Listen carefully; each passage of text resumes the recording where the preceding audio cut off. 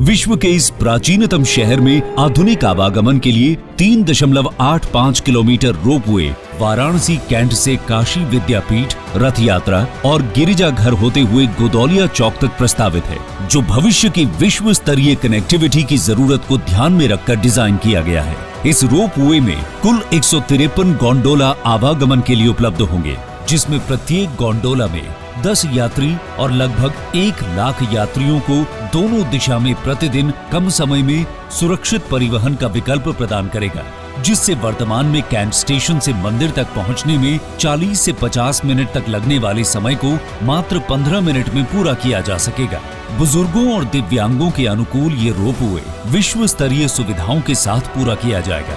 जिसमें lifts, escalators, baggage scanner, automatic gate closure, automatic ticket vending machine,